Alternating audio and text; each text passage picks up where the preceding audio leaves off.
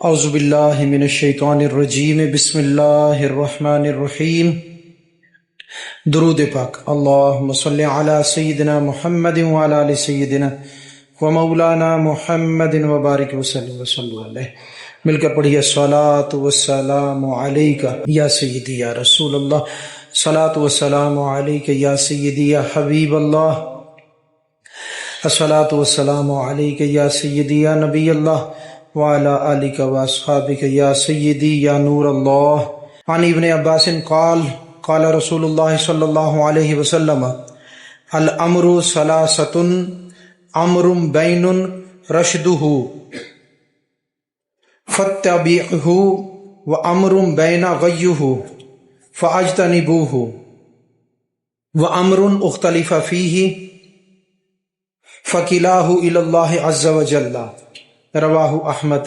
روایت حضرت ابن عباس رضی اللہ تعالیٰ عنہ سے آپ فرماتے ہیں، فرمایا رسول اللہ صلی اللہ علیہ وسلم نے چیزیں تین طرح کی ہیں، ایک وہ جس کا ہدایت ہونا ظاہر ہے، اس کی پیروی کرو، ایک وہ جس کا گمراہی ہونا ظاہر ہے، اس سے بچو،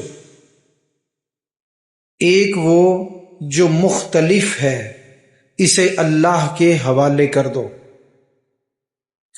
فرمایا گیا چیزیں تین طرح کی، ایک جو واضح ہدایت، ایک جو واضح گمراہی، ایک وہ جو مختلف ہے جس کا معلوم نہیں پڑتا یہ کیا ہے۔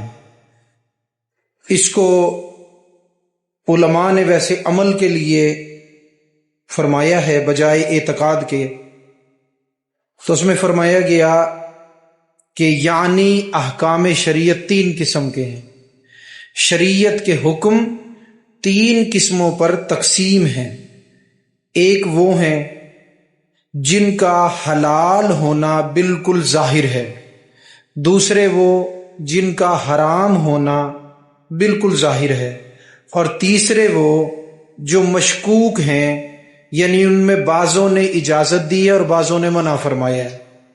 تو اب یہ تین راستے ہو گئے۔ تو فرمایا گیا کہ جو تین طرح کے کام ہیں اس میں اچھے کاموں کی مثال کیا، جیسے نماز ہے، روزہ ہے، زکوٰۃ ہے، حج ہے، حضور علیہ الصلوۃ والسلام کی سنتیں ہیں، شریعت کے تمام قسم کے اوامر ہیں۔ اوامر امر کی جمع ہے، امر کے معنی ہے حکم کیا جانا۔ اللہ تبارک و تعالیٰ نے جن احکامات کے کرنے کا حکم فرمایا ہے انہیں اوامر کہتے ہیں۔ تو جیسے نماز، روزہ، زکوٰۃ، حج یہ اوامر ہیں، حضور علیہ الصلوۃ والسلام کی سنتیں بھی اوامر میں ہی داخل ہیں۔ دوسرے نواہی ہیں، نواہی نہی کی جمع ہے، اس کے معنی ہے منع کیے ہوئے کام۔ اب وہ جو منع کیے ہوئے کام ہیں، مثال کے طور پہ برے کام کیا کہ جیسے جھوٹ بولنا، کسی کے ساتھ مکر کرنا، کسی کی غیبت چغلی کرنا۔ اسی طرح سے فرمایا گیا کہ کفار کی جو فنکشن ہوں، جو ان کی تقاریب ہوں، اس میں شرکت کرنا بھی منع ہے، حرام ہے اور منع کیا گیا ہے۔ تو یہ بھی نواہی ہیں، جیسے کسی کا کرسمس ڈے ہوتا ہے اس میں شرکت کرنا، کیک کاٹنا، تو علماء نے اس کو کفر تک لکھا ہے۔ اسی طرح سے ہندوؤں کی جو دیوالی ہے یا ہولی کے جو تقاریب ہیں، میلے ہیں، ان میں شرکت کرنا، اس کو بھی علماء نے کفر تک لکھا ہے۔ بعضوں نے ہو سکتا ہے کہ گناہ کبیرہ بھی لکھا ہو، واللہ عالم، لیکن میری نظر سے ابھی تک کفر کے احکام گزرے ہیں۔ لیکن وہ احکام اسلام سے خارج ہونے کے ہوں، یا وہ یہ فرمایا گیا ہو کہ یہ گناہ کبیرہ، بہر طور دونوں ہی طرح ان کو ہم نواہی میں شامل کریں گے، یعنی یہ وہ کام ہیں جو اللہ و رسول نے منع فرمائے ہیں۔ تو نہیں کی جمع نواہی۔ تو ہم نے دو چیزیں پڑھی، دو اصطلاحیں آج سیکھی، ایک اوامر امر کی جمع، ایک نواہی نہی کی جمع۔ اوامر وہ کام جن کا کرنے کا حکم دیا گیا، اور نواہی وہ جن کے کرنے سے منع فرمایا گیا ہے۔ اب درمیان میں کچھ کام ایسے ہوتے ہیں جو مشکوک ہوتے ہیں، بعض اوقات کسی اعتبار سے وہ اچھے معلوم ہوتے ہیں اور کسی اعتبار سے برے معلوم ہوتے ہیں، لیکن میرا تجربہ یہ ہے کہ جو کام مشکوک ہوتے ہیں اس میں زیادہ تر انسان کی طبیعت کو برے ہی معلوم ہوتے ہیں۔ جیسے مثال کے طور پر، جیسے اب یہ گدھا ہوتا ہے، یہ پانی پی لے، اس کا جو بچا ہوا پانی ہے اس سے وضو کرنا یا اس کو پینا، اب چونکہ یہ پانی مشکوک ہے تو اس میں علماء کا اختلاف ہے، بعضوں نے اس کو جائز کیا ہے، بعضوں نے اس کو ناجائز کیا ہے۔ تو اب آپ یہ دیکھیں کہ کیا آپ یہ چاہیں گے کہ گدھے نے پانی پیا ہو، وہ بچا ہوا ہو، اسے پیا جائے؟ اگر یہ پسند نہیں کرتے تو کم از کم وضو ہی کر لیا جائے، نہیں پسند کرتے نا اس چیز کو۔ تو اس سے ثابت کیا ہوا، اس سے میرا موقف مضبوط ہوا اور میرا موقف ثابت ہوا، وہ کیا کہ جو مشکوک چیزیں ہوتی ہیں ان میں زیادہ تر ویسے ہی بری معلوم ہوتی ہیں، ٹھیک ہے۔ تو اسی طرح سے اور بھی کچھ چیزیں ہیں، مثال کے طور پر کسی ایسے گھر میں کھانا کھانا کہ جن کے کچھ روزگار ہوں، اس میں ایک یا دو روزگار کے ذریعے حلال ہوں، ایک دو روزی کے ذریعے حرام ہوں۔ اب آپ وہاں کھانا کھانے بیٹھ جائیں تو اب آپ کو یہ معلوم نہیں ہے کہ بھئی وہ جو حلال کاروبار ہیں ان میں سے کس کا ہے اور حرام کاروبار کس کا ہے۔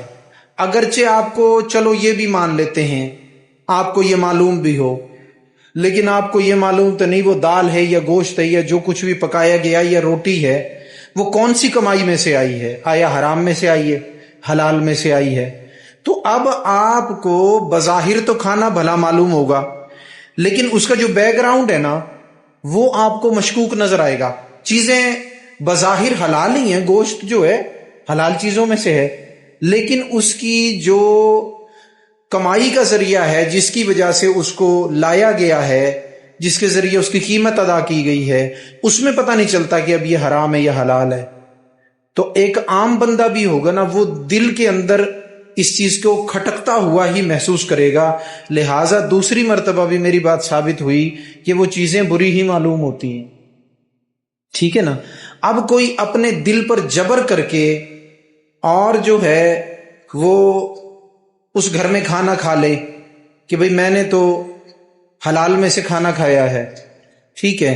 اب وہ دل پہ جبر کر کے چلا گیا، رات کو سونے کے لیے لیٹا، وہی بات یاد آ گئی، سکون آ نہیں رہا طبیعت کو، اور پھر بالآخر جب وہ کھانا ہضم ہو کر پیٹ سے بھی نکل گیا، اس کے کافی دن بعد جا کے معلوم ہوا بھئی میں نے جو رزق کھایا تھا وہ تو رزق حرام تھا۔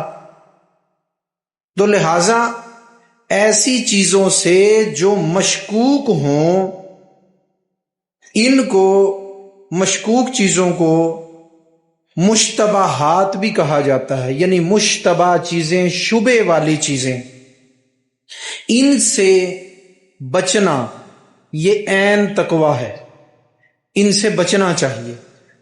کیونکہ آپ ہمیشہ یاد رکھیں کہ جو شخص شک و شبے کی چیزوں میں پڑ جاتا ہے نا، وہ کھانے ہوں یا اعمال ہوں کہ پتہ نہیں یہ کھانے جو ہیں جائز ہیں، پتہ نہیں ناجائز ہیں، پتہ نہیں یہ جو میں عمل کر رہا ہوں یہ جائز ہے یا ناجائز ہے، اس چیز کے اندر پڑھ کے اپنے ضمیر کی آواز کو دبا دیتا ہے، اپنے دل کی حق کی آواز کو دبا دیتا ہے اور تقویٰ اور احتیاط اختیار نہیں کرتا، تو یاد رکھنا ہو سکتا ہے کچھ دن تک اسے حلال نصیب ہو جائے مشکوک چیزوں میں، لیکن بالآخر وہ لقمہ حرام بھی کھا جائے گا اور حرام کاموں کو بھی کر بیٹھے گا، ضرور ایسا ہو جائے گا۔ اگر آپ کہیں ہمیں مزید حضور سمجھا دیں تو مزید سمجھانے کے لیے میں آپ کو مثال دوں گا، ایک ایسا چرواہا ہو جو اپنی بھیڑوں کو کنویں کے گرد چراتا ہو، جس کنویں میں کی دیواریں نہ ہوں، کوئی رکاوٹ نہ ہو، اور وہ یہ یقین رکھتا ہو کہ میری بھیڑیں، میری بکریاں اس کنویں کے گرد سلامتی سے چرتی رہیں گی، مجھے یہ یقین ہے کہ میری بھیڑ بکریوں میں سے کوئی کسی بھی دن اس کنویں میں نہیں گرے گی، تو اس کا یہ خیال فضول ہے۔ کیا ہوگا کہ کسی نہ کسی دن وہ بھیڑ بکریاں جو چر رہی ہیں آپس میں لڑ پڑی اور کوئی بکری پیچھے ہٹی تو کنویں میں جا گرے گی، کوئی نارمل چلتے ہوئے جلد بازی میں گھاس جو ہے وہ یعنی کہ چرنے کے چکر میں کنویں کے قریب گئی، اس کا پاؤں پھسلا، وہ کنویں میں گر جائے گی۔ تو ایسے بندے کی مثال اس ریوڑ چرانے والے کی سی ہے جو کنویں کے گرد جس پر کوئی رکاوٹ نہ ہو اپنا ریوڑ چرائے اور یہ خیال کرے کہ کبھی بھی اس میں کوئی میری بھیڑ یا بکری نہیں گرے گی، نہ میں گروں گا، ٹھیک ہے نا۔ تو اس کا یہ خیال بالکل فضول ہے۔ ضرور جو ہے کسی نہ کسی دن کوئی نہ کوئی حادثہ ضرور اس کے ساتھ ہو جائے گا، تو اس لیے کبھی مشتبہ کاموں میں نہیں پڑنا چاہیے اور کبھی مشتبہ چیزوں کو اختیار نہیں کرنا چاہیے، نہ مشتبہ کھانوں کو کھانا چاہیے، وگرنہ ایک دن حرام کا لقمہ کھا بیٹھے گا، حرام کام کر بیٹھے گا اور وہ جو ہے اللہ کے ہاں گناہ گار ٹھہرے گا، ٹھیک ہے نا۔ اگر میں اسی بات کو دور حاضر کے معاملے میں کروں تو مشکوک کام یہاں اتنے ہیں جس کی گنتی اور شمار بھی نہیں ہے۔ مثال کے طور پر ہمدردی کے جذبے سے ایک شخص کسی مجبور عورت کے قریب لگا اور پھر جو ہے اس کی مدد کرتے کرتے اب اس نے یہ خیال کیا کہ میں اگرچہ اس سے فون پہ بات بھی کرتا رہوں، میں اگرچہ جو ہے اس سے جو ہے یعنی کہ ملاقات بھی کسی جگہ کرتا رہوں، تو ایسا ممکن ہی نہیں کہ میں حرام میں پڑ جاؤں، تو اس کا خیال فضول ہے۔ وہ اگرچہ اچھی نیت سے جائے لیکن ایک دن حرام میں ضرور پڑ جائے گا، ٹھیک ہے نا۔ لہذا ایسی چیزیں جن کو نفس کشش کرے اور وہ آپ کو اشتباہ میں ڈال دیں، یعنی کہ آپ کو شبے میں ڈال دیں کہ پتہ نہیں اب یہ جو میں کام کر رہا ہوں کہیں سے آگے نہ بڑھ جاؤں، تو بس وہیں پہ رک جائیں، ٹھیک ہے نا۔ اس قدر ہمدردیوں میں نہ چل پڑیں، ٹھیک ہے نا، کہ آپ حرام میں جو ہے وہ گرفتار ہو جائیں، ٹھیک ہے نا۔ انسان کے دو دشمن ہیں جو انسان کے پاس ہر وقت موجود ہیں۔ ایک دشمن اندر کا ہے، باطنی دشمن، ٹھیک ہے نا، یا میں یوں کہوں اندر کا ہی دشمن اس کو کہوں۔ وہ دشمن کون سا ہے؟ وہ دشمن ہے شیطان، اور پھر وہ دشمن ہے نفس، اور پھر ایک دشمن جو ہے وہ ہے تو آنکھوں سے نظر نہیں آتا، غیب کی چیز ہے، عالم ظاہر میں نظر نہیں آتا، لیکن وہ ہے باہر کی چیز، جو آتا جسم کے باہر سے ہے، روح کے باہر سے ہے، اور پھر جسم کے اندر اپنے وسوسے ڈالتا ہے، اسے شیطان کہتے ہیں۔ یہ دو انسان کے کھلے ہوئے دشمن ہیں۔ انسان کا اپنا نفس بھی جب تک اس کی تربیت نہ ہو اور وہ مجاہدات کے بھار کو اور سیک کو اور آگ کی بھٹی کو نہ سہلے، کندن نہ بن جائے، یعنی مطمئنہ نہ ہو جائے، تب تک وہ نفس انسان کا دشمن ہی ہے اور اس کو برائی کی طرف ہی لے کے جاتا ہے۔ ان النفس الامارۃ بالسوء، اللہ تبارک و تعالیٰ نے قرآن پاک میں ارشاد فرمایا کہ جو نفس امارہ ہے یہ برائی کا حکم کرتا ہے، ٹھیک ہے نا۔ اب نفس امارہ جو انسان کا برا نفس ہے اور ایک عام بندے کا نفس ہے، وہ کبھی بھی ایسا نہیں کرتا کہ اپنے لالچ کے بغیر کوئی نیکی کر دے۔ تو اگر انسان کو نیکی کا جذبہ پیدا ہو رہا ہے اور وہ اندر جو ہے وہ دشمن بیٹھا ہے یعنی نفس امارہ، تو لازم بات ہے اس نیکی میں اسے اپنا کوئی مفاد نظر آ رہا ہے۔ مثال کے طور پر مجبور عورت کی مجبوری اسے نظر آ رہی ہے اور وہ انسان کو ابھارتا ہے کہ اس کی مدد کرے، لیکن اگر کوئی مجبور مرد مل جائے تو اس کی جانب کیوں نہیں ابھارتا؟ اس کی وجہ کیا ہے؟ اس کی وجہ یہی ہے کہ وہاں پر اس کو کوئی لالچ نہیں، عورت سے اندر چھپا ہوا لالچ ہے جو بظاہر محسوس نہیں ہو رہا، نظر نہیں آ رہا، اس وجہ سے اس کو وہ نیکی کی طرف جو ہے نا وہ لے کے جا رہا، حالانکہ وہ نیکی نہیں ہے اصل، وہ اس کو کسی بھی مرحلے میں لے جا کر برائی میں ڈالنا چاہتا ہے۔ لہذا اگر کوئی نیکی کا ایسا موقع آ بھی جائے تو اپنے آپ کو بچائیں۔ مثال کے طور پر کسی مجبور عورت کی مدد کرنی ہے، اپنی والدہ کے ذریعے کر دیں، اپنی ہمشیرہ کے ذریعے کر دیں، ضروری ہے کہ آپ اس کی ڈائریکٹ مدد کریں؟ تو لہٰذا ایسے کام جہاں سے گناہ کا امکان بھی ہو وہ کام اسی شک و شبہات اور مشکوک کاموں میں داخل ہیں، اس سے بچے گا تو برے اعمال سے بچ جائے گا۔ بات آپ کے سمجھ میں آئی؟ انسان برے اعمال سے بچ جائے گا، اور اگر جو ہے وہ مطلب کہ ایسا معاملہ نہیں ہوگا اور اس میں جو ہے وہ کھلے انداز میں چلا جائے گا تو بالآخر وہ حرام میں مبتلا ہو جائے گا۔ ٹھیک ہے نا؟ ایک تو اب یہ نفسانی حوالے سے میں نے آپ کو مثال دے دی۔ دوسرے علماء کے جو مسائل کے اختلاف ہوتے ہیں، کیونکہ یہ جو لفظ یہاں پہ مشکوک آیا ہے نا، اس کے معنی بڑے وسیع ہیں، تو اب مسائل کے لحاظ سے، یہ اعمال کے لحاظ سے مشکوک تھا معاملہ، مطلب انسان کے اپنے جو اعمال ہوتے ہیں وہ بعض گناہ کے اعمال کو بھی نیک سمجھ، یہ اس حساب سے تھا۔ لیکن اب جو بات کر رہا ہوں یہ علماء کے اختلاف کی بات کر رہا ہوں۔ علماء کا بعض مسائل میں اختلاف ہوتا ہے، اور اگر وہ مسئلہ انسان پر اس پر عمل کرنا فرض نہ ہو تو اس سے بچنا بہتر ہوتا ہے، کیونکہ فرائض کے معاملات میں اختلاف یہ کاموں کو مشکوک نہیں بناتا، مسائل کو مشکوک نہیں بناتا۔ کیسے؟ جیسا کہ چاروں ائمہ ہیں، ہمارے امام اعظم ابو حنیفہ کے نزدیک پورے سر کا مسا فرض، چوتھائی سر کا مسا یہ فرض ہے، ٹھیک ہے نا؟ اسی طرح سے دوسرے جو امام ہیں ان کے نزدیک پورے سر کا مسا جو ہے یہ فرض ہے، اور حضرت امام شافعی کے نزدیک، امام احمد بن حنبل کے نزدیک پورے سر کا مسا، امام شافعی کے نزدیک صرف ایک بال کا مسا فرض ہے۔ آپ نے انگلی پہ تھوڑا پانی لیا، کسی بال کو لگا لیا، فرض ادا ہو جائے گا، ٹھیک ہے نا؟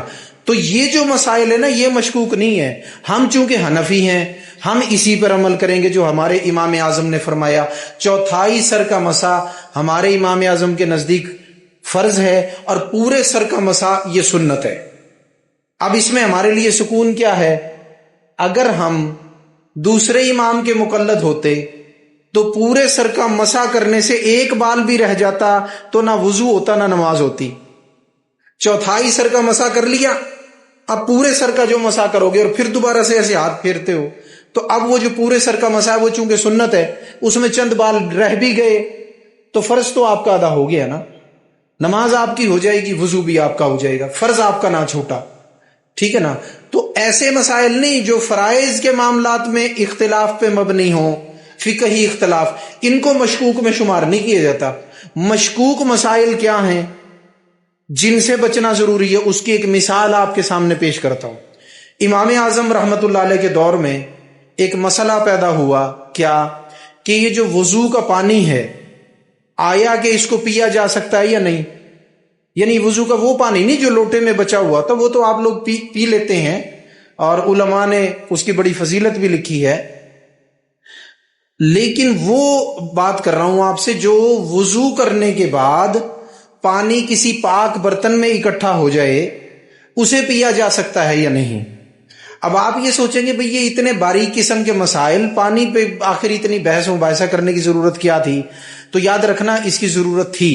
اس کی ضرورت اس لیے تھی کہ وہ جو علاقہ جہاں پہ یہ مسائل درپیش ہوئے وہاں ریگستان ہے کثرت سے، کئی میل تک پانی نہیں ملتا، تو علماء نے چاہا کہ اس کو جو ہے ہم اپنے علم کی روشنی میں دیکھیں، اگر یہ جائز ہے تو پھر اسے جائز کر دیں، تاکہ لوگ جو ہے وہ مشقت سے بچیں، اسی وضو سے پانی کریں، وہ وضو کریں اسی پانی سے، اور وہی وضو کا پانی جو ہے بعد میں پی لیا کریں۔ اب اس میں جو منہ کی کلی ہے وہ انسان ایک طرف ڈال دے، بات آپ کی سمجھ میں آئی؟ بے کلی نہیں اس میں ڈالنی، ناک وغیرہ نہیں اس میں جھاڑنی، ٹھیک ہے نا؟ پاؤں اس میں نہیں دھونے، تو اب وہ چہرے کا یا ہاتھوں کا پانی ہے تو چلو وہ اتنا ایک پانی تو ہوتا ہے نا، 5-7 بندے تو اسے پی سکتے ہیں ایک وقت میں، تو یہ مسئلہ درپیش ہو گیا۔ اب جتنے بھی علماء تھے انہوں نے اس پانی کو جائز کر دیا، انہوں نے کہا یہ پانی پینا بالکل جائز ہے اور یہ صحیح ہے۔ امام اعظم ابو حنیفہ نے فرمایا یہ پانی پینا جائز نہیں، ٹھیک ہے نا؟ سب سے پہلے تو اس بات پہ غور کر لیں، انہوں نے کہا پینا جائز ہے، امام اعظم نے کہا پینا جائز نہیں، تو مسئلہ مشکوک ہو گیا یا نہیں؟ کیونکہ مسئلہ فرض کا نہیں ہے، جیسے فرض کا اختلاف آپ کو بتایا، نہ فرض کا ہے نہ واجب کا ہے، ایک ایسا مسئلہ ہے لوگوں کی ضرورت کے لیے اس کو جو ہے اٹھایا گیا ہے، تو اب مسئلہ ہو گیا اختلافی۔ اب ہمیں جو ہے اگلی بات میں بعد میں کروں گا، اب میں نے جو آپ کو ابھی تک بتایا ہے اس میں آپ نے کیا سیکھا ہے؟ اس میں آپ نے یہ سیکھا ہے کہ جن ایسے مسائل میں اختلاف ہو جائے اب اس چیز سے بچنا ضروری ہو جاتا ہے اس حدیث کے تحت، کیونکہ اگر بچ جائیں گے شبہ والی چیزوں سے، کیونکہ اب شبہ آ گیا نا، وہ علماء کہہ رہے ہیں بھئی پینا جائز ہے، امام اعظم کہہ رہے ہیں بھئی یہ ناجائز ہے، تو مسئلہ آ گیا اب شبہ میں، اب اس اختلاف والے مسئلے سے، شبہ والے مسئلے سے بچنا ضروری ہے، لہٰذا بہتر کیا ہوگا کہ پانی نہ پیا جائے۔ بات آپ کے سمجھ میں آ گئی؟ اب یہ بات جو یعنی میں سمجھانا چاہتا تھا، یہ سمجھانے کے بعد اب اس مسئلے کو پورا بیان کرتا ہوں تاکہ آپ کے ذہن کی یہ گرہ بھی کھل جائے، جی انہوں نے ناجائز کیوں کہا، انہوں نے جائز کیوں کہا۔ جب انہوں نے جائز کر دیا تو ان سے پوچھا گیا جی آپ اس کو جائز کیوں کرتے ہیں، تو ان کے پاس بڑی قوی دلیل تھی۔ انہوں نے کہا ہم اس پانی کو پینا اس لیے جائز سمجھتے ہیں کہ یہ پانی مستعمل تو ہے لیکن پاک ہے، ناپاک نہیں ہے۔ بات آپ کے سمجھ میں آئی؟ مستعمل یعنی استعمال شدہ، یہ پانی استعمال شدہ تو ہے لیکن یہ چونکہ ناپاک نہیں ہے، پاک ہے، تو لہٰذا اس کا پینا جائز ہے، جو پانی پاک اس کا پینا جائز ہے۔ بھئی دلیل بڑی قوی تھی ان کی، تو اس لیے سارے علماء اس سے اتفاق کرتے گئے اور سب ایک طرف ہو گئے۔ لیکن امام اعظم ابو حنیفہ رحمۃ اللہ علیہ نے فرمایا اس کا پینا جائز نہیں ہے، ٹھیک ہے۔ اب اس کے اندر اختلاف ہوتے ہوتے عام لوگ جو ہیں پھر اس بات کو مخالفت میں لے جاتے ہیں، عام لوگوں میں پھر یہ بات آ گئی، لوگوں آپس میں تھوڑا تکرار ہونے لگی، تو وہ علماء جنہوں نے یہ دلائل دیے تھے کہ یہ جائز ہے، امام اعظم کا ایک شاگرد وہ کہیں ان کے شاگردوں کے پاس یا ان علماء کے پاس چلا گیا۔ جب گیا تو انہوں نے جناب یہی بات جو ہے اس کو کہا بھی تمہارے استاد جو ہیں وہ تو اس کو جائز نہیں رکھتے اور پھر دلیل بھی کوئی نہیں دیتے، ایسے ہی اس کو ناجائز کہتے ہیں، تو یہ تو جائز ہے اس لیے کہ مستعمل ہے لیکن پاک ہے۔ تو وہ بات اس شاگرد کے بھی سمجھ میں، کیونکہ کچھ علم تو پڑھا ہوا تھا نا اس نے، وہ اس کے بعد سمجھ میں آ گئی۔ جب اس کے بعد اس کا ذہن پلٹ گیا، اپنے استاد کے مسئلے کے مخالف ہو گیا، تو وہ آ گیا جناب امام اعظم کے پاس۔ جب آ گیا نا تو کہنے لگا حضور بات یہ ہے، یہ سارے اب ایک طرف ہیں، ایسی خامہ خامہ کھینچا تانی ہو رہی ہے اس مسئلے پہ، اگر آپ بھی اس بات کو مان لیں تو یہ روز کا بحث مباحثہ جو لوگوں میں ہوتا ہے یہ ختم ہو جائے گا۔ تو آپ نے سوچا کہ باہر کے لوگ جب کہا کرتے تھے نا تو ان کی تو بات اور تھی، اب تو اپنا شاگرد بھی اختلاف کرنے لگا ہے، لہٰذا اوروں کو بتانا ضروری نہیں، اس کو بتانا ضروری ہے، کیونکہ یہ ہوا جب پھیلے گی پھر سارے شاگرد جو ہیں وہ اختلاف میں آئیں گے، تو یہ ٹھیک نہیں ہے، اس کو جو ہے وہ مسئلے کی اصلیت سے آگاہ کرنا ضروری ہے۔ تو آپ نے فرمایا بھی تو اس بارے میں کیا کہتا ہے؟ کہتے جی ان کے پاس بڑے مضبوط دلائل ہیں، بڑی مضبوط قسم کی انہوں نے گفتگو کی ہے، وہ کہتے ہیں مستعمل ہے ٹھیک ہے لیکن پاک تو ہے نا، پاک پانی پینا جائز ہے۔ تو آپ نے فرمایا پھر اب ایک کام کرتے ہیں، کیا؟ وہ یہ کہ اب مغرب کا وقت ہونے والا ہے تو لوگ وضو کریں گے، تو یوں کرنا جہاں پہ ان کا وضو کا پانی جا رہا ہو تو وہ پھر پی لینا۔ کہتے جی بالکل میں پی لوں گا، چونکہ میں وہ بھی جائز سمجھتے ہیں اس کے پینے کو، میں بھی جائز سمجھتا ہوں۔ تو آپ نے فرمایا چلو ٹھیک ہے، پھر تو اب مغرب کا وقت ہونے والا ہے تو یہ لوگ ابھی وضو شروع کر دیں گے تھوڑا وقت پہلے، تو پھر جا کے وہ تھوڑی دیر میں ہی مغرب کا وقت جو ہے بالکل قریب ہو گیا، لوگ آئے مسجد میں، انہوں نے وضو شروع کر دیا، تو آپ نے فرمایا پھر تو یوں کر جا کے یہ وضو کا پانی پی۔ تو اب شاگرد جو ہے اس طرف چلا تو امام اعظم رحمت اللہ علیہ نے دعا کے لیے ہاتھ اٹھائے۔ بعض مسائل ایسے ہوتے ہیں انہیں کتابوں سے نہیں سمجھایا جا سکتا، ٹھیک ہے نا، اور اولیاء کی تو یہ خاصیت ہے کہ وہ پھر سمجھاتے نہیں، دکھاتے ہیں، پھر وہ دکھا دیتے ہیں۔ اب وہ جناب جو ہے گیا، آپ اسے جاتا ہوا دیکھ رہے ہیں، آپ نے پیچھے دعا فرمائی، فرمایا میرے مالک و مولا جس وجہ سے میں نے اس پانی کو پینا ناجائز کہا ہے وہ وجہ یہ ہے کہ میری نظر جو دیکھتی ہے میرے نزدیک یہ ناجائز ہے، اللہ جو نظر کشف کی مجھے دی ہے نا کہ باطنی چیزیں بھی نظر آتی ہیں، چیزوں کی حقیقتیں بھی نظر آتی ہیں، یا اللہ تھوڑی دیر کے لیے نا وہ نظر اس پہ بھی کھول دے تاکہ اس پانی کی حقیقت سے آگاہ ہو جائے کیونکہ یہ میرا شاگرد ہے، یا اللہ اس کو سمجھانا ضروری ہے، اور وہ دلائل کتابی ہیں، میری دلیل تو پھر تیری دی ہوئی نظر ہے، تو لہٰذا یہی نظر اس کو دے دے تاکہ اس کے لیے دلیل ہو جائے۔ اب اللہ تبارک و تعالیٰ نے تھوڑی دیر کے لیے، کیونکہ کشف کی جو نظر ہے نا وہ نااہل کو نہیں دی جا سکتی، ٹھیک ہے نا، نااہل کو کیوں نہیں دی جا سکتی؟ لگے ہاتھ پھر انشاءاللہ آپ کو وہ بھی میں بتا جاؤں گا، اس واقعے کو مکمل کر لیں۔ اب آپ نے فرمایا تھوڑی دیر کے لیے، تو وہ تھوڑی دیر کے لیے میرے رب نے کرم نوازی فرمائی کہ اس کو کشف والی نظر جو اولیاء کے پاس ہوتی ہے، کامل مومن جن کو کہا جاتا ہے، فرمایا گیا اتقوا فراست المومن فإنہ ینظر بنور اللہ، فرمایا مومن کی فراست سے ڈرو، وہ اللہ کے نور سے دیکھتا ہے، یعنی وہ دل کی چھپی ہوئی چیزیں جو اعمال کر کے آئے ہو، بسا اوقات اللہ وہ ظاہر فرما دے گا، چھپی ہوئی چیزیں ظاہر فرما دے گا، لہٰذا احتیاط کیا کرو۔ فرمایا اگر علماء کے پاس بیٹھو زبان سنبھال کر بیٹھو، اولیاء کے پاس بیٹھو تو دل سنبھال کر بیٹھو۔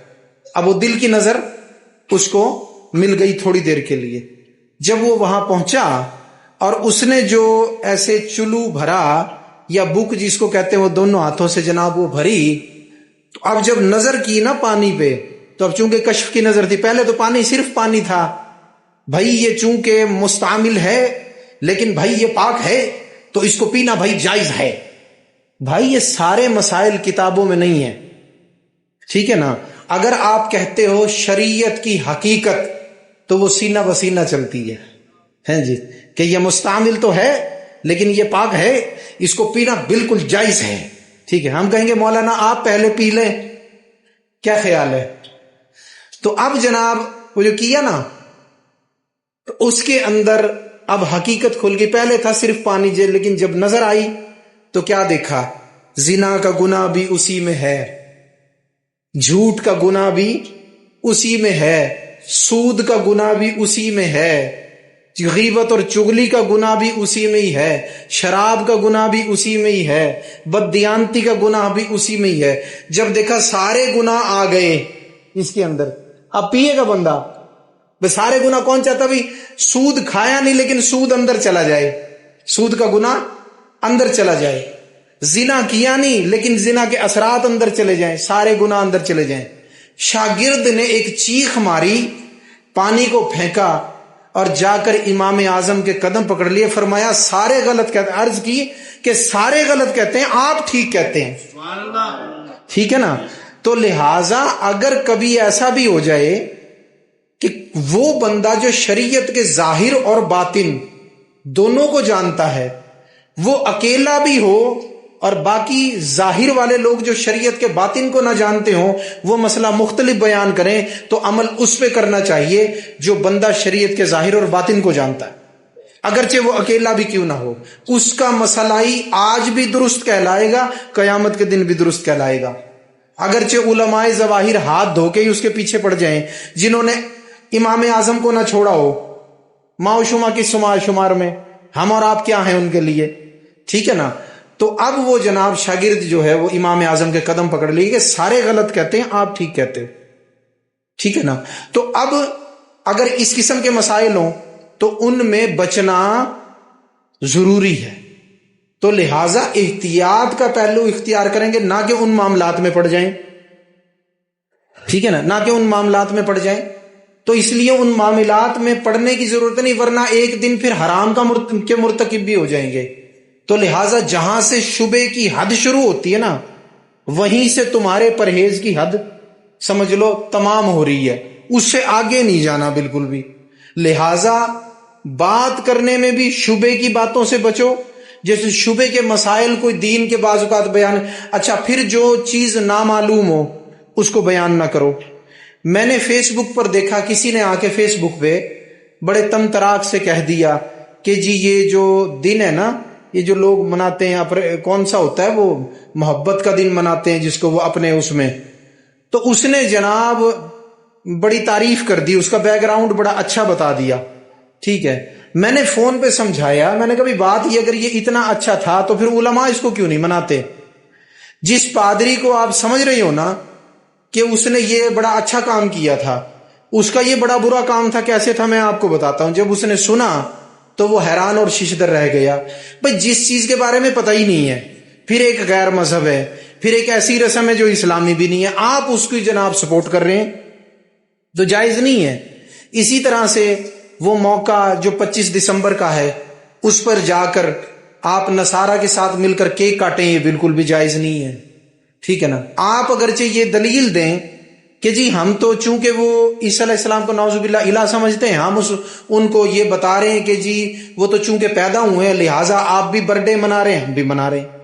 بھائی یہ بات نہیں ہے، کانسیپٹ سمجھیں کہ وہ جو چیز ہے نا وہ خاص کیک اور ایک وہ مخصوص کانسیپٹ اس کے پیچھے کیا ہے کہ نعوذ باللہ آج کے دن اللہ نے، توبہ استغفر اللہ نے بیٹا جنا ہے جبکہ لم یلد ولم یولد، ٹھیک ہے نا۔ تو لہٰذا یہ جو 25 دسمبر ہے اس پہ تو قل ہو اللہ شریف کا ورد کرنا چاہیے، اور لم یلد ولم یولد کو پوسٹ پہ لکھ کے اس کو شیئر کرنا چاہیے، نہ کہ ساتھ ہی جا کے مل جائیں اور کیک ہی کاٹنے لگ جائیں۔ تو لہٰذا یہ ایسی چیزیں ہوتی ہیں، آپ اس کا بیک گراؤنڈ کچھ اور سمجھتے ہیں، ہوتا کچھ اور ہے، اور آپ کو اچھی اچھی باتیں لبھانے کے لیے وہ میڈیا پہ کر دی جاتی ہیں، آپ اس کے گھیرے میں آ جاتے ہیں۔ لیکن چونکہ شروع سے آپ کو نظر آ رہا ہے کہ یار یہ اچھی باتوں کے باوجود جو بتایا جا رہا بظاہر محسوس ہو رہا نعوذ باللہ کے جائز کام ہو لیکن مشکوک تو ہے، تو اس کو چھوڑ دیا جائے۔ اب دیکھو جو لوگ اس کو مشکوک سمجھتے ہوئے اس کام میں پڑے، بالآخر وہ حرام نہیں کفر کے مرتکب ہو گئے۔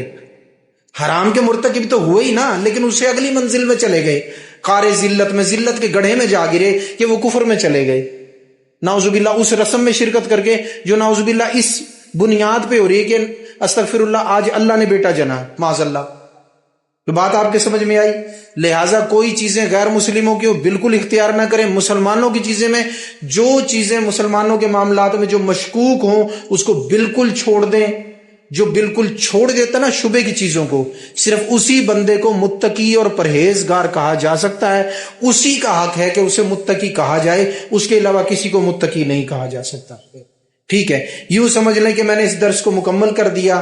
اسی کے ساتھ آپ کو وہ بات بھی میں بتا دوں کہ کشف کی بات آ گئی نا، کہ کشف کی نظر تھوڑی دیر کے لیے کیوں مانگی، مستقل کیوں نہیں مانگ لی؟ تو یاد رکھنا نااہل کے لیے کشف کی نظر اس کے لیے بڑی مصیبت کا سبب بنے گی اور بالآخر تباہی کا سبب بنے گی، ٹھیک ہے نا۔ کیسے؟ اب سنو، ایک مرید، ایک کامل بزرگ کا مرید تھا، مرید ناقص تھا، ہمیشہ ایک ہی عرض رہتی تھی، حضور وہ جو باطن کی نظر ہوتی ہے نا اللہ والوں کے پاس، وہ مجھے بھی عنایت فرما دیں کہ وہ میری باطن کی نظر ہو، لوگوں کے اعمال بھی پتہ لگیں، لوگوں کے احوال بھی پتہ لگیں، یہ کیا کر کے آ رہے ہیں، دل میں کیا خیالات ہیں، تو ساری چیزوں کا پتہ لگے۔ یہاں بیٹھا ہوں مجھے باہر کے ملکوں کا پتہ لگ جائے، جدھر توجہ کروں ادھر کی پوری سٹوری، ہر چیز سکرین میرے سامنے چل جائے، مجھے نظر آ جائے۔ تو بزرگ فرمانے لگے چونکہ تو ابھی اس کا اہل نہیں ہے، جب تو اس کا اہل ہوگا تجھے یہ نظر ضرور دی جائے گی، لیکن ابھی تجھے یہ نظر نہیں دی جا سکتی، تیرے لیے نقصان ہے۔ تو کہنے لگا حضور کیا ہے؟ فرمایا اس کے لیے بڑے صبر کی ضرورت ہوتی ہے، اس کے لیے بڑا صبر ہو، تسلی ہو، اندر کا برتن بڑا کشادہ ہو، لوگ کیسے بھی اعمال کر کے آ جائیں، زبان نہ کھلے، معاملات نہ ذکر کیے جائیں۔ فرمایا تم میں ایسی کوئی چیز نہیں ہے، تمہیں اگر یہ نظر ملی تو کام خراب ہو جائے گا۔ اب وہ اس کو سمجھاتے رہے، وہ اس کو سمجھاتے تھے، وہ بے مطمئن ہو کے نا، اس کا انداز غیر تسلی بخشی رہتا تھا، وہ اگلے دن پھر یہی عرض، 2-4 دن ٹھہر کے پھر یہی عرض۔ جب بزرگ اس سے تنگ آ گئے نا، انہوں نے کہا بھئی یہ بات میری مانتا نہیں ہے، تو انہوں نے فرمایا تم ایک کام کرو، تمہیں میں جو کہہ رہا ہوں نا یہ کام کراؤ، ٹھیک ہے، اس کے بعد پھر فیصلہ کریں گے بھی تمہیں یہ نظر عنایت کرنی ہے یا نہیں کرنی۔ انہوں نے کہا جی حکم کریں، اس کے تو میں پوری عمر سے انتظار میں ہوں، آپ اگر مجھے سمندر میں چھلانگ مارنے کے میں مار جاؤں گا۔ آپ نے فرمایا اتنا بڑا کام نہیں ہے، کام معمولی سا ہے، بس تو جیسے میں کہتا ہوں ویسے کر۔ تو کہنے لگے حضور حکم فرمائے۔ آپ نے فرمایا یوں کرنا، قریب ہی فلاں ایک شہر ہے۔ جی حضور کیا کروں؟ فرمایا صبح فجر کی نماز سے بھی پہلے تو نے جانا ہے، فجر کی نماز مصلی ساتھ لے جانا، وضو کر کے وہیں ادا کرنی ہے، ٹھیک ہے۔ صبح صبح شہر کا دروازہ کھلنے سے پہلے تجھے دروازے کے پاس پہنچنا ہے، اور رہنا ہے کسی اوٹ کی جگہ میں جو تو کسی کو نظر نہ آئے۔ جیسے شہر کے باہر پہلے جھاڑیاں ہوتی تھی، جیسے ملتان ہے اب یہ گیٹوں والا یہ جو تھا شہر تھا، اس کے باہر سارا جنگل تھا، اور اس میں بڑے دروازے لگے ہوئے تھے جو صبح کھلتے تھے شام کو بند ہو جاتے تھے۔ ٹھیک ہے نا, ان پہ پہرے دار بھی مقرر ہوتے تھے, چوکیاں بھی تھی تاکہ شہر کو خطرے سے بچایا جا سکے. تو اسی طرح کا وہ شہر تھا. اب یہ کہنے لگا حضور, پھر فرمایا تو نے یوں کرنا ہے, سارے دن نہ دیکھنا ہے کون آ رہا ہے کون جا رہا ہے, پھر شام کو جب تو واپس آئے گا نا, پھر مجھے بتانا کہ کوئی قابل ذکر چیز تیرے سامنے آئی, کوئی ایسی چیز جسے بیان کیا جائے یا تیرے دل پہ اثر کی ہو, کوئی ایسی چیز. کہنے لگا حضور یہ تو بڑا آسان کام ہے. ساری رات شوق میں نیند نہ آئی, صبح جناب جو ہے نا جی تہجد کے وقت اٹھا کے مصلی وضو کر کے تو جناب جا بیٹھا ادھر دروازے کے پاس کسی اوٹ کی جگہ پہ, کسی جھاڑی کی اوٹ میں. اب جناب فجر کی نماز وہیں پڑھی. فجر کی نماز کے بعد شہر کا دروازہ کھل گیا. کھلا تو جناب مخلوق کوئی باہر سے اندر جا رہی ہے, کوئی اندر سے باہر آ رہی ہے. کوئی قابل ذکر چیز نظر نہیں آئی, لیکن جیسے ہی کوئی 6 یا 7 بجے کے برابر کا وقت ہوا, اس وقت 6 یا 7 تو نہیں بجے کا ٹائم تو نہیں ہوتا تھا, لیکن اس کے برابر کا ذرا وقت ہوا, جیسے وقت چاشت سمجھ لیں. اس وقت پہ وہ کیا دیکھتے ہیں, وہ وقت تو تھوڑا سا گزرا ہے اور ایک جن کی پیٹھ کبڑی ہے, ہاتھ میں لاٹھی لی ہوئی ہے اور جناب ایک بغل میں رسا دبایا ہوا ہے اور کمر جھکی ہوئی ہے بابا جی کی, سفید ریش ہیں اور جناب سر پہ امامہ ہے, اور وہ کمر جو ہے جھکی ہوئی جیسے انسان جو ہے بالکل بڑھاپے کی حالت میں ہوتا ہے, اور کم و بیش 80 سال کی عمر ہے. وہ بابا جی نورانی چہرے والے شہر سے باہر نکلے تو اس کے دل نے نا کچھ کشش کیا. جب دل نے کشش کیا تو اس نے سب سے توجہ ہٹا کے نا اسی بزرگ پہ توجہ دی کہ یہ کیا کرتا ہے. اب وہ بزرگ جو تھے وہ تقریباً ظہر کے وقت تک چھوٹی لکڑیاں, کوئی تھوڑی بڑی لکڑیاں, کوئی درخت اس میں سے جھاڑیوں میں سے توڑ کے انہوں نے بڑا مشکل کر کے سارے دن اتنا سا لکڑیوں کا گٹھا اکٹھا کیا. ٹھیک ہے, اب وہ اتنے معذور تھے کمر کی وجہ سے کہ وہ اسے اپنی کمر پہ بھی اٹھا کے نہیں رکھ سکتے تھے.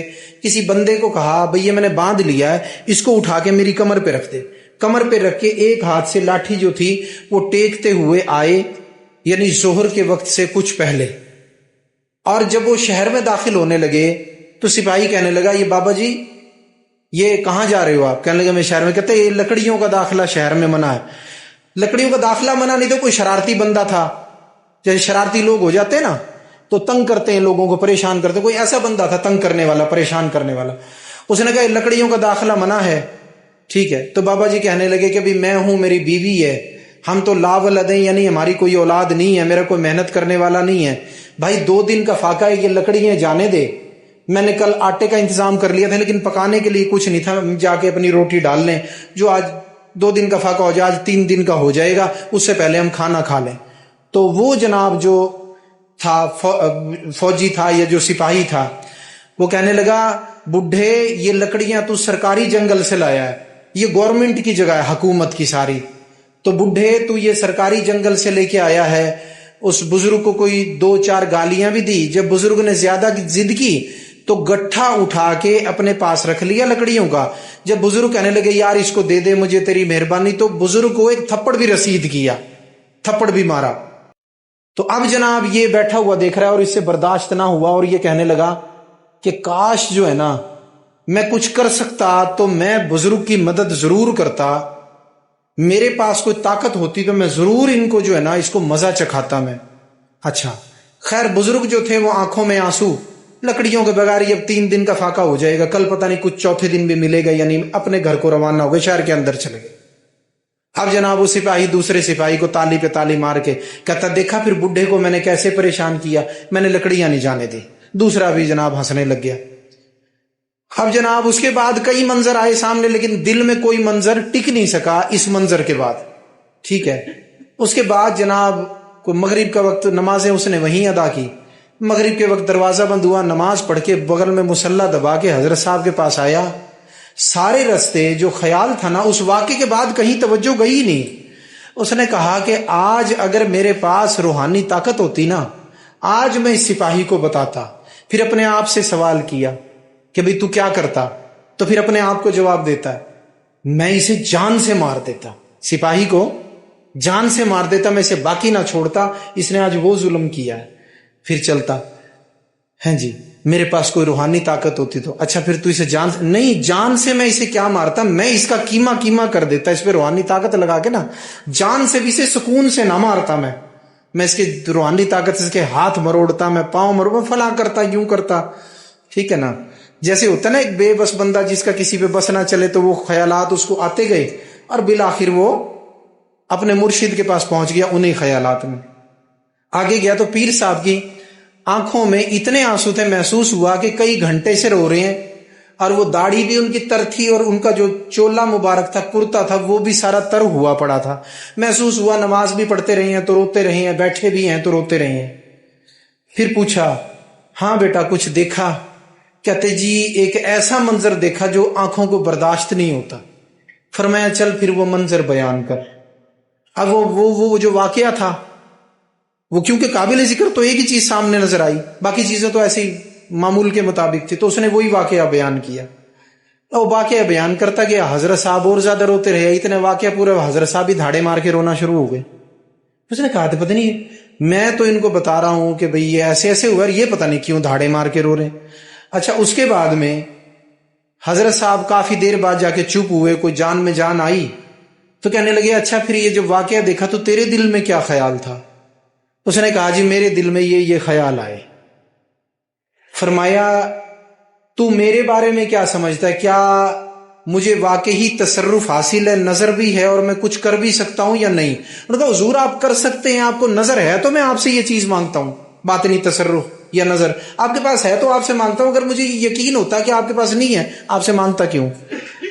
فرمایا اچھا تجھے یہ یقین ہے تو سن، اللہ کی ذات کی قسم ہے یہ حقیقت ہے کہ میرے پاس یہ قوت بھی موجود ہے اور یہ نظر بھی موجود ہے کہ تیری جگہ اگر میں ہوں تو میں اسے مار بھی سکوں، میں اسے سب کچھ کر سکوں جو کچھ تیرے دل میں آیا.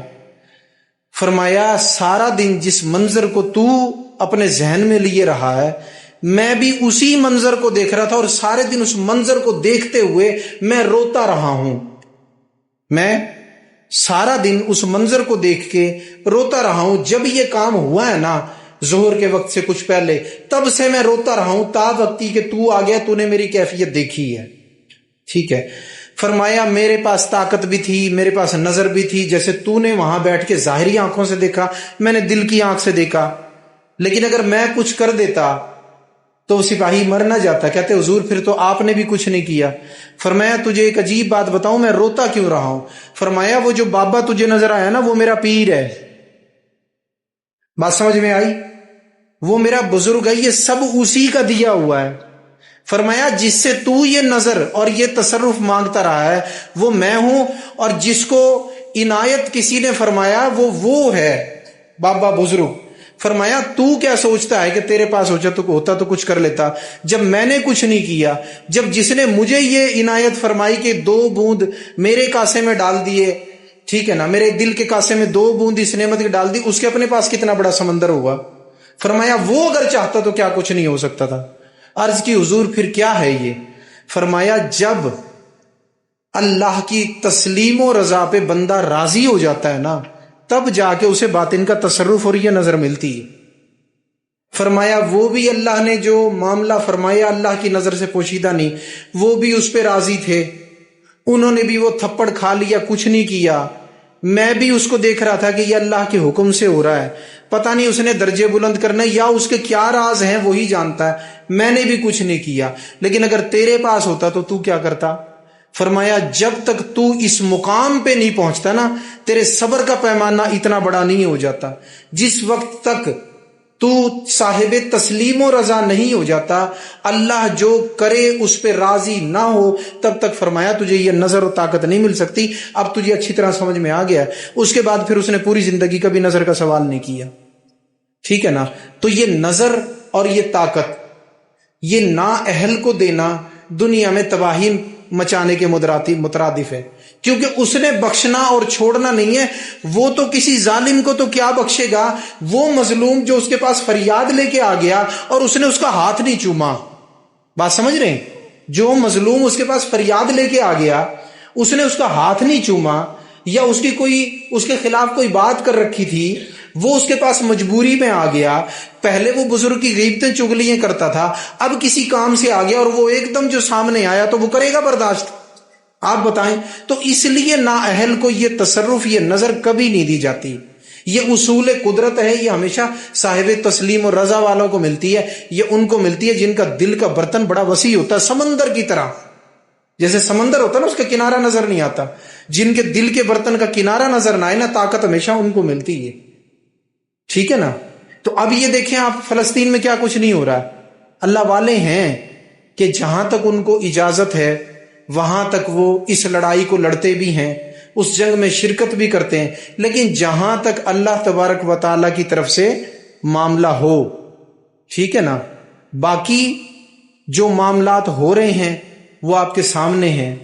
آپ اگر اس کی عمدہ مثال لیں نا تو حضرت امام حسین رضی اللہ تعالیٰ عنہ کے ساتھ کیا معاملات ہوئے، طاقت کم تھی بھائی، چلو بزرگوں پہ تو کوئی یقین کرتا ہو نہ کرتا ہو، وہاں تو دیکھ لو، ایک شیر جو تھا نا، ایک شیر حضرت امام حسین کا، صرف ایک شیر جو رویا تھا آ کے جس وقت آپ کا جو آپ کی شہادت ہو گئی تھی، اس کے بعد میں یہ کہتا ہوں امام حسین پاک صرف اسے ایک شیر کو اجازت دیتے 22,000 کو پھاڑ کے نا 50,000 ٹکڑے کر دیتا، ٹھیک ہے نا۔ ایک جنوں کی جماعتیں تھی جو روتی رہی ہیں بعد میں، جب آپ ظاہری حیات میں تھے آپ کی بارگاہ میں حاضر ہوئے، حضور ہمیں دیں اجازت، صرف ایک جن کا بتاؤں، زعفر جن، حضور کا خادم ہے جی، آپ کے قدموں کا غلام، اس کے پاس اتنی طاقت تھی، اٹھا کے یوں جو کرتا نا 22,000 میں سے ایک بھی نہ بچتا، لیکن کیا کچھ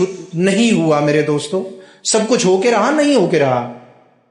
طاقت کو ہوتے ہوئے اس کو استعمال نہ کرنا، اسی کو فقر کہتے ہیں۔ حضور نے فرمایا الفقر فخری والفقر منی، فرمایا فقر میرا فخر ہے اور فقر مجھ سے ہے۔ حضور علیہ الصلوۃ والسلام کی طاقت اور پھر کئی دن کے فاقے، تو یہ ساری چیزیں آپ کے سامنے پیش نظر ہونی چاہیے، ٹھیک ہے نا۔ لہٰذا یہ نظر جو ہے صرف اہل کو ملتی ہے۔ تو ہم اپنی بات کی طرف واپس آتے ہیں کہ آج کا سبق جو ہمیں ملا، اصطلاحات تو ہم نے سیکھی ہیں، لیکن آج کا جو سبق ہمیں ملا ہے وہ ملا ہے کہ شبے کی چیزوں سے بچیں، وگرنہ ایک دن حرام میں پڑ جائیں گے۔ لہٰذا وہ چیزیں اعمال میں ہوں، وہ چیز نیکی سمجھ کے کی جائے، وہ کھانے کے لحاظ سے کسی کھانوں میں مشکوک کھانے ہوں، جس لحاظ سے بھی ہو، شبے کی چیزوں سے بچا کریں، اسے بچیں گے تو انشاءاللہ پرہیزگار بن جائیں گے۔ اللہ تبارک و تعالیٰ سے دعا ہے کہ آج میں نے کچھ اضافی چیزیں بھی سمجھائی اور درس پاک کے حوالے سے بھی کچھ چیزیں سمجھائی، اللہ تبارک و تعالیٰ ساری چیزوں کو ہمارے دل میں جاگزی فرمائے اور اس پر عمل کی توفیق عنایت فرمائے۔ وما علینا الا البلاغ المبین۔